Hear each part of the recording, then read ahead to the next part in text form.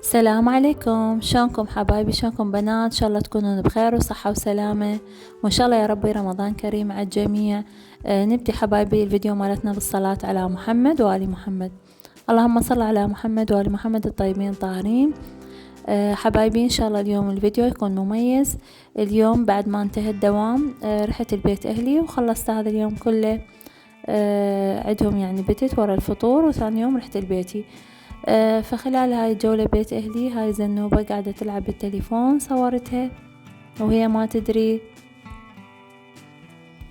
وحبايب لما رحت للمطبخ لقيت عصير النومي اللي خبل بطريقة الوالدة، محضرته إنه بالترمز. طبعا جاي شهبينه تحضيرات الفطور، ولقيت جدر الهريسة اللي يجنن، هريسة باللحم كاملة. طبعا تقريبا الساعة 3 هذا الحكي. وبدت الحجية تقسم، شوفوا جاي تصب بالشفشير مستعجلة. قلت لها ليش ما تصبين بالمغرافة؟ فجبت لها المغرافة او نسميها احنا تشمشة. جبت لها إلها، وجاي تقسم الهريسة بجدور صغار. البيت اخواني كل واحد خلي له حصته بجدر، وبعدين نخابرهم هم يجون ياخذون حصصهم قبل الفطور ان شاء الله. طبعا والدتي دائما متعودة، يعني مو بس هذه المرة، اي اكلة تسويها يعني لازم تعزل لهم الحصص مالتهم حتى لو كمية قليلة. المهم يعني ما تنساهم، وتدزلهم تخابرهم وتقولهم تعالوا خذوا حصتكم قبل الفطور. وقسمنا هنا، خلينا قلت لي انت عليك الدارسين والدهن الحر. وطبعا هنا هذا دارسين وشكر خالطين، مسوين خلطة. والدهن الحر هو صناعة منزلية، والدتي هي اللي مسويته. قلت لكم اكو حجية تجينا تبيع روبة عرب، فدائما خطية تجينا للبيت فناخذ منها كمية كبيرة من الروبة. وهي هذا الروبة ناخذها، وأمي تاخذ الطبقة اللي فوق تسوي تخضها فتطلع منها الزبد، والباقي الروبة نسوي منها لبن أو ناكلها هيك روبة، يعني روبة زبادي. هنا هذا الزبد قلت لكم بعد ما تجمع أمي كميات كبيرة تبدي تسويها بشكل دهن حر اللي هو هذا شكله. والريحة مالته ما احكيكم عن الريحة، اتمنى لو تقدرون تشمون الريحة وتشوفون الطعم مالت الدهن الحر شلون طيب. وهنا الهريسة هي حارة، فهسه راح يبدي دهن الحر يذوب، وراح نعزل يعني بقية على جهة الى ان يجون ياخذونه. وهنا ابن اخوي الصغير خطية ما قدر يتحمل، فقالها ماما صبي لي هريسة شوية، فصبينا له كمية شوية من الهريسة. وطبعا اكل بس شوية وعافى، ما يعني ما كملها كلها، بس هو حب يعني بس هيجي مشتهات، حب ياكل شوية.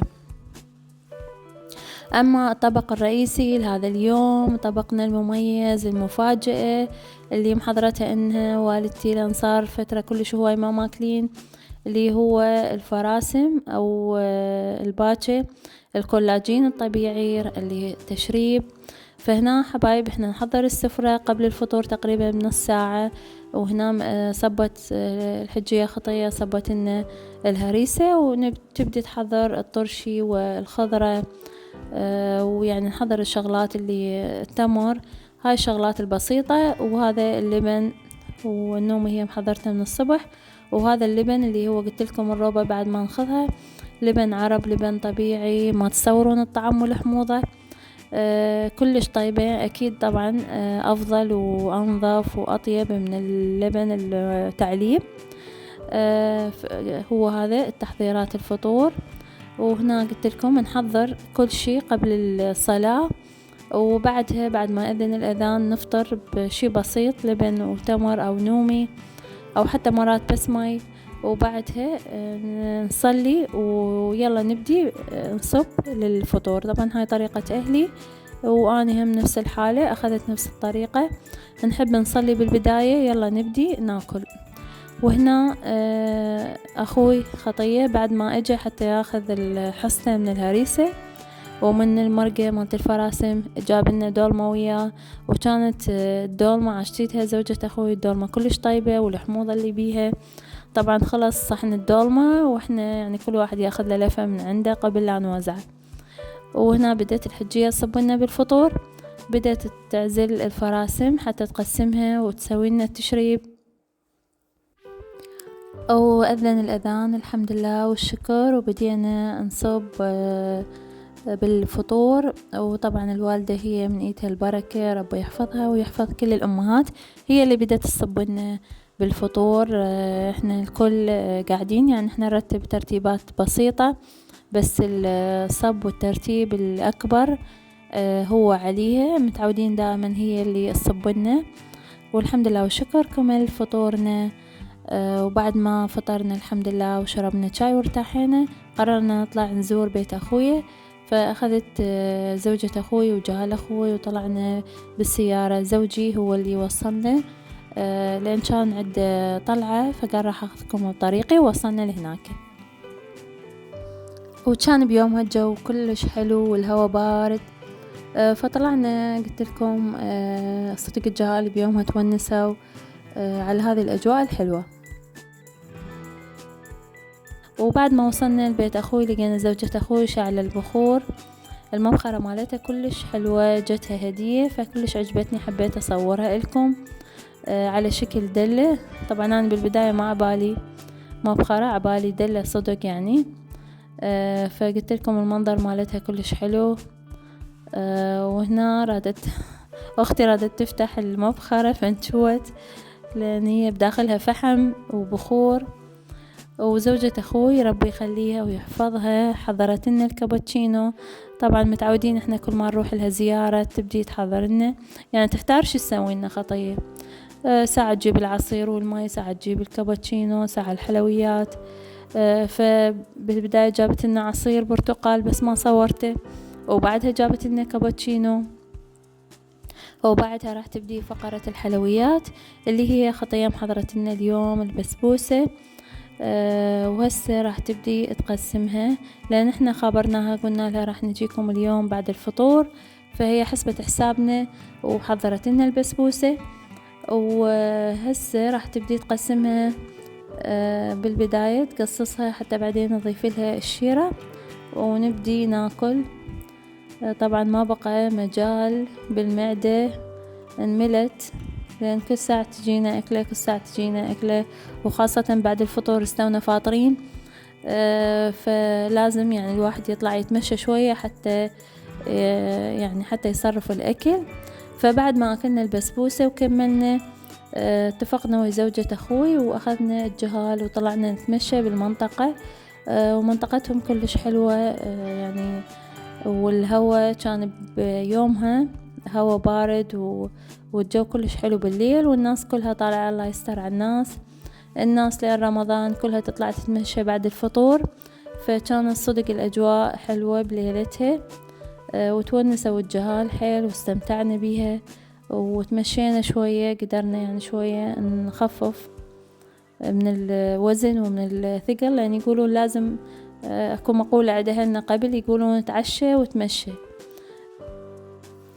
فالمفروض واحد بعد العشاء يطلع يتمشى شوية حتى يصرف، حتى يعني الأكل شوية ينهضم، وحتى هم يحرق السعرات الحرارية. وهذا اللي سويناه احنا، طلعنا تمشينا ولقينا حديقة كلش حلوة دخلنا بيها، وعجبني هذا الورد وصورته. نبتة ما أعرف شنو اسمها، نسيته، ما أعرف هي أتصور هي تبدأ بحرف الباء، بولينيا هيك اسمها. المهم طبعا هذا مرينا بهذه الحديقة اللي عجبتنا قلت لكم، والجهال ظلوا يلعبون بيها وصورتها. الحديقة كلش حلوة. وهنا هذه وردة الشمس، عباد الشمس لوحدها صورتها. وبعد ما كملنا رجعنا لبيت أخوي، وهناك زوجة أخوي لقيناها تريد تخبز، فقالت انتظروا أخبز لكم خبز وأنطيكم تاخذون تسحرون بيه. وكان الخبز كلش طيب وهو حار، فأخذنا خبز ورجعنا للبيت الحمد لله والشكر. وبعدها بدينا بتحضيرات السحور اللي هو كان سحورنا كبة والحبشكلات اللي وياها، بس ما نسيت على السريع ما صورت لكم السحور. والحمد لله والشكر خلص هذا اليوم ببيت أهلي. وثاني يوم رجعت لبيتنا، وشوفوا الوالدة هنا شطتني من شغلات، لأن بيومها اجت الحجية صاحبة والدتي أم الروبة، فجابت لنا بيض عرب. هذا البيض بيض بشوش، وهذا حليب بقر تكرمون طازج. وهذه الروبة اللي جابتها الحجية، فالوالدة انطتني الحليب وانطتني البيض، قالت تاخذيه إلك. وانطتني هذا سطل الروبة الدسمة.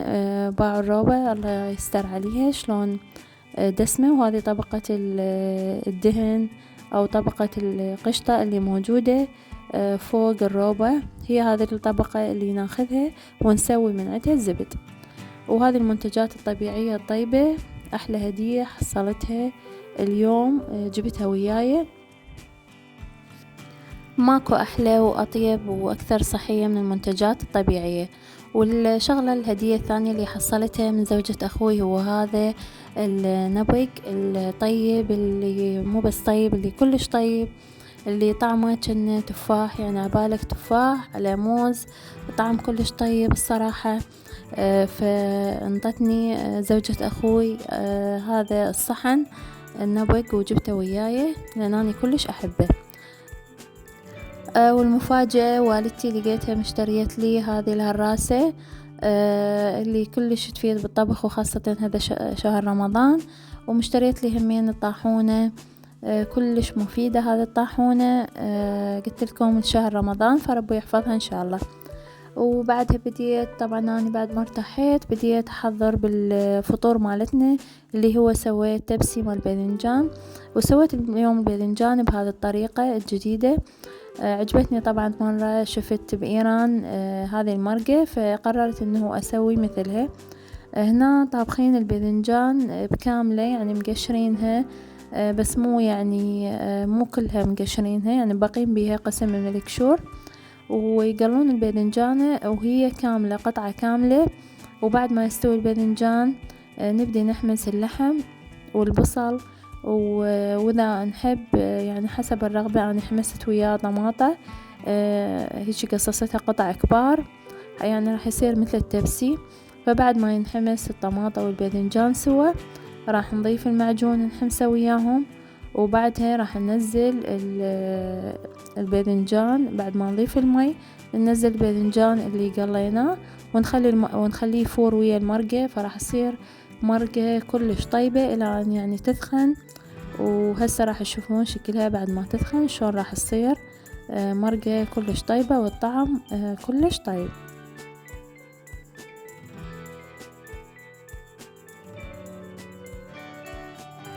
بنات مثل ما قلت لكم مو تنسون بهذه الأيام دائما من تشتغلون تحاولون تشغلون أدعية وتشغلون قرآن وتستغفرون، لأن الاستغفار كلش ضروري، وهذا أيام مباركة وبيها يستجاب الدعاء. ومو تنسون أهم شي تقرون آية الكرسي دائما تقرونها بعد كل صلاة، بعد كل عمل، أو بعد يعني كل طلعة من تطلعون من البيت، لأن بيها البركة وبيها يعني الصحة، ودائما بيها حرز يعني وحفظ من الله سبحانه وتعالى. فيا رب يحفظ الجميع ويحفظكم بنات وأصدقائي، يا رب يحفظكم من كل سوء ويديم الصحة والعافية على الجميع. وهنا حبايبي بعد ما ضفت الباذنجان راح أضيف المي وأعوف المرقة تثخن، هي بعد تفور وتثخن على راحتها. وهنا حضريت اللبن وجاي أصور لكم، وطفت الكهرباء فكملت التصوير بالظلمة، بس الحمد لله شوية وإجت الكهرباء. هذا هنا اللبن بعد ما حضرته، وحضرت ما قلت لكم الوالدة اشترت لي هذا الترمز، هنا الماء البارد. الوالدة اشترت لي هذا الترمز الحلو، فخليت بيه انه مية البصرة. وهنا هذه الطاولة الرمضانية، والتمر والمحلبي همين حضرته. والحمد لله والشكر. وهسه احنا كل شي حاضر، وهسه حاليا منتظرين بعد بس يأذن الأذان حتى نبدي بالفطور. وهذا صاحبنا الدبدوب أبو مدفع رمضان. وهنا هذه الأجواء الرمضانية الحلوة، فيا ربي يدوم علينا رمضان ويدوم علينا هذه الأجواء، والكل بصحة وعافية وسلامة، وتنعاد علينا إن شاء الله كل سنة وكل عام.